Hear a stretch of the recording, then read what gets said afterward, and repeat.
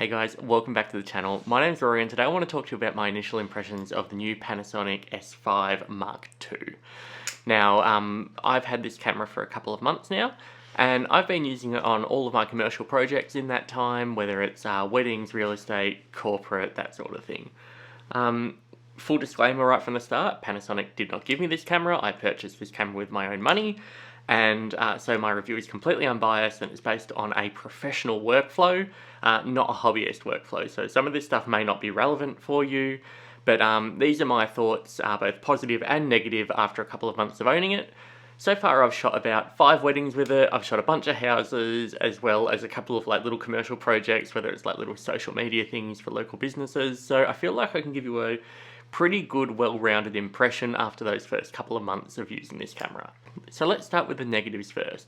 No camera is perfect. I think we all know that. There's lots of different cameras out there on the market.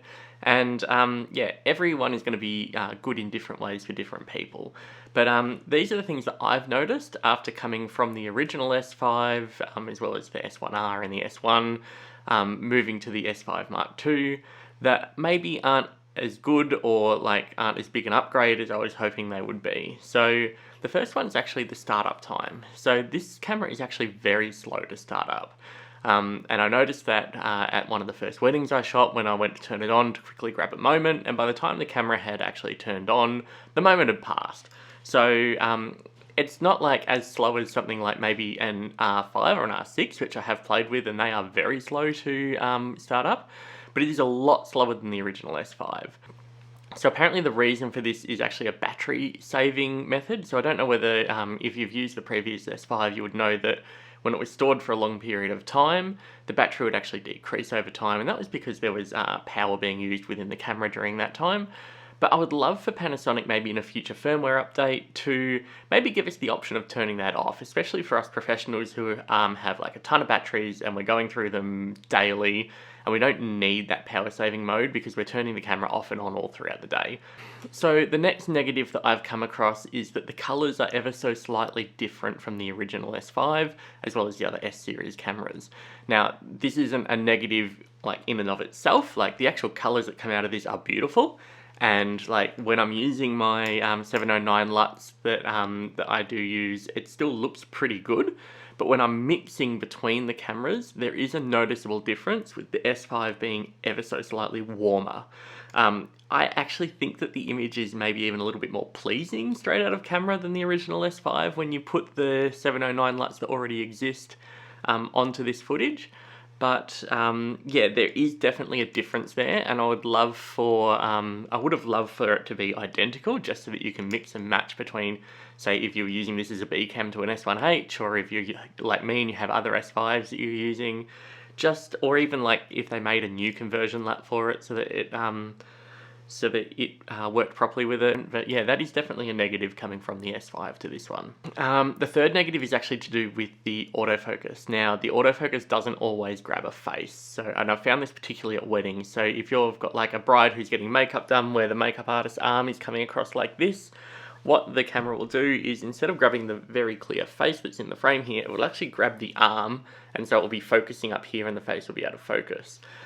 Same as when you have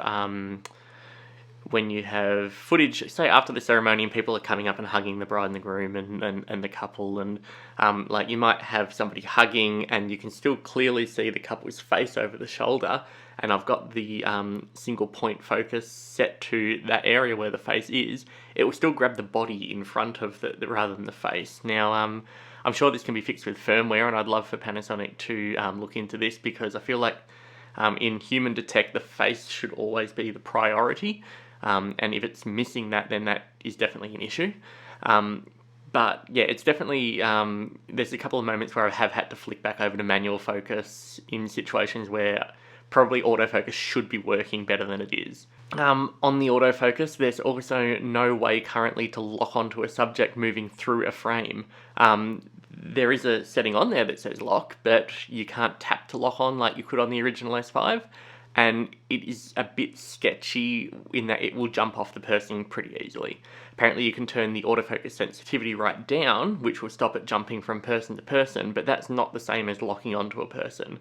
And we know that Panasonic have the algorithms to do it because it worked really, really well in the original S5. Even if the autofocus actually wasn't working, it was locking onto the person. So if they can get that algorithm into this one, and get those settings into this one, then that would be a huge upgrade, especially for something like dancing, where somebody's dancing through the frame and you want to like make sure it's on the one person, but there's lots of people in the background and it's jumping to somebody else in the background. So I know this is a common issue with lots of autofocus, but given that it was working so well on the original S5, then you would think that they would be able to translate that across to the S5 Mark II, which they haven't yet. The next negative is the battery life. It's not as good as the original S5, which honestly isn't surprising. Like, it uses a lot more processing power than the original S5 with higher frame rates and higher resolution. So yeah, it's definitely a negative, but it's not a huge negative. I'm actually okay with that. The battery life is still pretty good. I'm still getting like hour and a half, hour and 45 minutes runtime when shooting in high resolution. So the next issue that I'm having is actually when I'm connecting a monitor over HDMI. So when I'm shooting weddings, I'm actually quite often using an external monitor so I can check exposure, color, things like that. And it just is a bit more real estate so you can see what's going on with framing, composition and things like that. But when you're shooting anything over 4K and you're using an external monitor, you still get autofocus, but you lose human detect autofocus. And that is an issue. I would love to be able to record in 5.9K and be using that human detect autofocus, but currently the only solution is for me to drop back down to 4K. And I would love to see them change that in a future firmware update. I don't know whether it's a processing limitation, but it certainly wasn't advertised that you lose human detect autofocus when you're shooting 5.9K, so that is a bit disappointing. On the HDMI issues, I've noticed that when I'm trying to review footage over HDMI, it does this really strange glitch thing. So the only solution is for me to unplug my monitor and then play it back on the camera monitor itself. I'll put a little clip here of exactly what I mean. It's a really strange glitch. I've tried it on a couple of different monitors and it's happening the same on both. If this is an issue with my camera, it might be. But yeah, I'm hoping that in the next firmware update it fixes that. If it doesn't fix that in the next firmware update, then I'm probably going to have to contact Panasonic and see whether it's an issue with my camera in particular, or whether it's an issue with like the S5 series in general. But yeah, so they're all the negatives that I've found so far. And like I said, any camera is going to have negatives, and this one's no different. So none of these are deal breakers for me. They're just observations. They may or may not be an issue for you. Probably the one that's the most annoying is actually the human detect over HDMI, losing that. I would love for them to fix that so that I can use it a little bit more reliably at weddings and maintain that higher resolution, which is one of the reasons why you would buy the S5 Mark II. But yeah, let's move on to the positives now. So the first one is the focus peaking. Now if we go back quite a way to the Panasonic GH5, the focus peaking in that camera was brilliant. It was clear, it was strong, and yeah, it was actually just really good. Now when we moved to the S series cameras, the focus peaking in those cameras was a little bit weak. It wasn't as easy to see when things were in focus, it wasn't as strong even when you turn the sensitivity right up. Yeah, you got used to it, and I definitely got used to it, and I got used to using it, and I was happy with the results in the end. But yeah, the fact that they've actually increased the strength of the focus peaking in the S5 Mark II is actually a big deal. And it actually reminds me a lot of the old GH5, and it feels like I'm using the GH5 with the GH5's focus peaking again. So that's definitely a huge positive, probably a bit of an underrated positive, but one that I noticed straight away once I started using the camera. The next major positive coming from the S5 to the S5 Mark II is the addition of Syncroscan.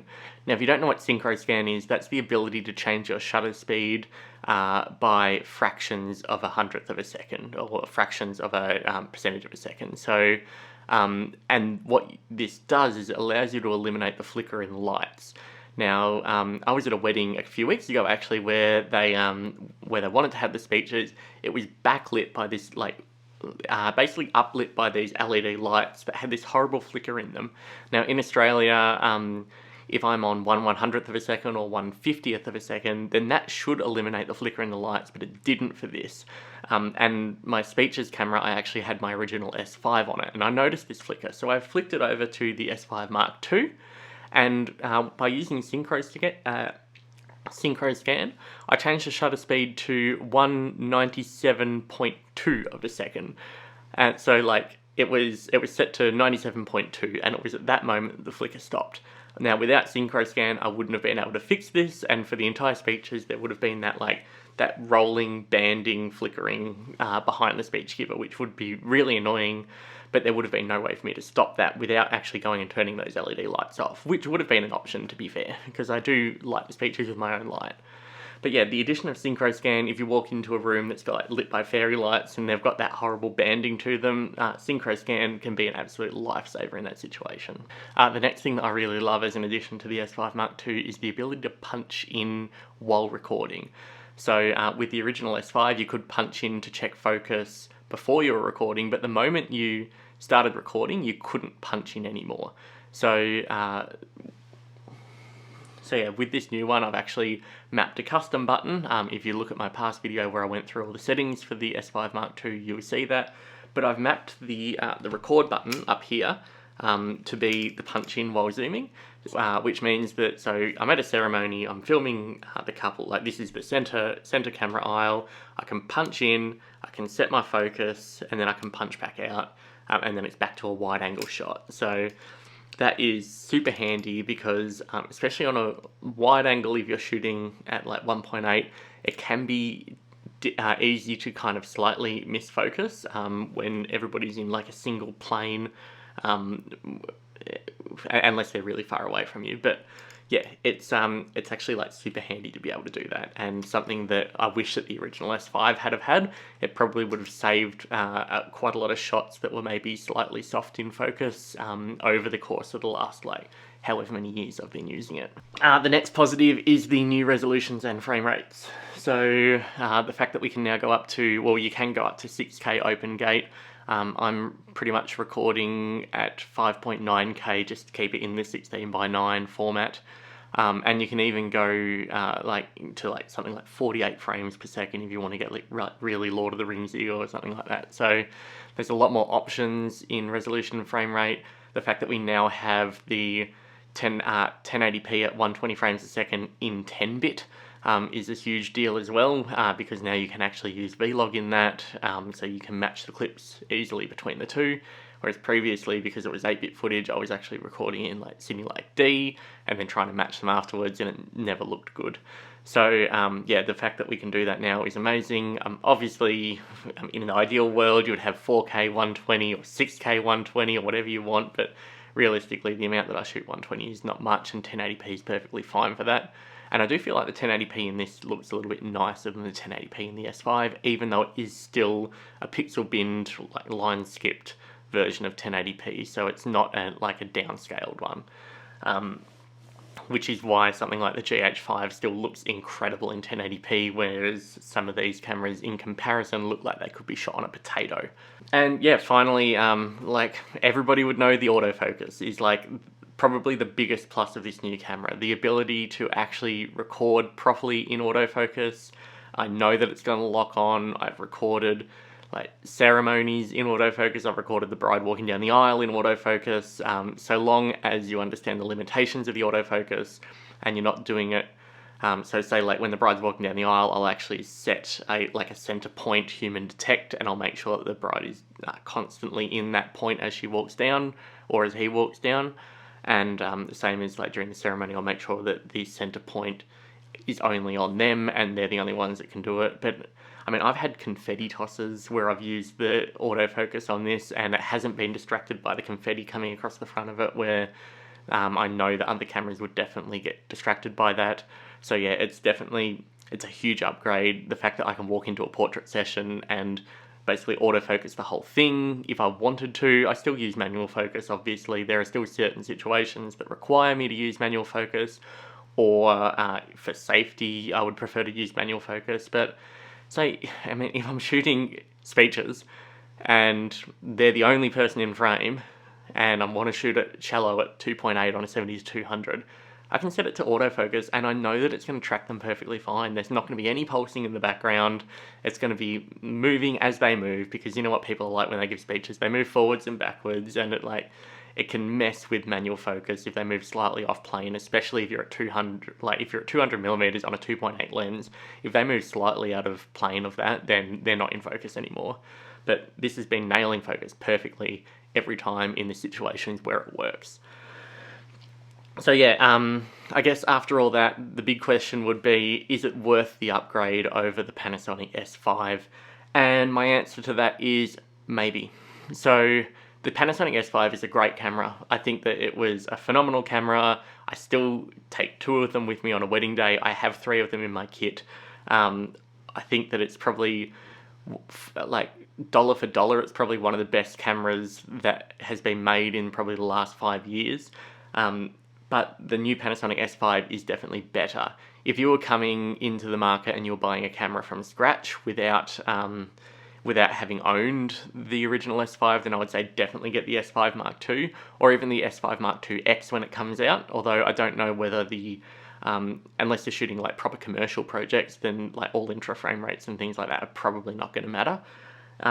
But yeah, if you need to have some autofocus, if you wanted to have those extra things like Syncroscan, better peaking, 5.9K, then I would say definitely go for it. And oh yeah, one thing I didn't mention about the 5.9K, because I deliver in 4K, it basically gives me an extra 1.5 times crop, which is another huge advantage. But yeah, I would say definitely go for it if you want those extra features and you're happy to drop the amount of money that you need to drop to pick up this camera. Because don't forget, if you're running a business, every purchase you make needs to make financial sense. You can't just go out buying every single new camera whenever it comes out, otherwise the business will fail, unless you're making squillions of dollars. But yeah, for me it made sense because I do a lot of weddings and because I wanted to be able to focus more on my storytelling and more on things like composition and actually capturing moments that mattered, and less on the technical aspects of using a camera like focusing, which is perfectly fine, but if you're worried about too many things, then it might mean that you might miss something at some point down the line. So yeah, definitely worth it for me. I'm happy I got it. I am considering adding a second one just because at the moment I'm running like a 35 and an 85 on a holster, and having the 85 and the 35 both on the same camera would actually be handy in terms of color matching later on, and also for autofocus and things like that. But we'll see how we go. Wedding season's almost over for me here. It's going to be like another 6 months or so before my next round of weddings, after the ones that are finishing up in the next few weeks. But yeah, I hope you guys found that useful. I know it's a little bit of a long one. I wanted to give some honest opinions and honest feedback from somebody on YouTube that isn't sponsored by Panasonic and doesn't have any skin in the game except for my own dollars which I spent on it. And yeah, I mean, honestly, overall, I can't fault it. I think all the negatives, or most of the negatives at least, can be fixed with firmware updates, and I'm pretty sure that a lot of them they will definitely fix with firmware updates. If Panasonic's history has been anything to go by, which is that they do tend to look after their camera releases, and they do tend to continue to support them into the future. But yeah, hope you guys found that useful. If you did, please give it a thumbs up. Don't forget to like and subscribe, and I'll catch you guys in the next video. Bye!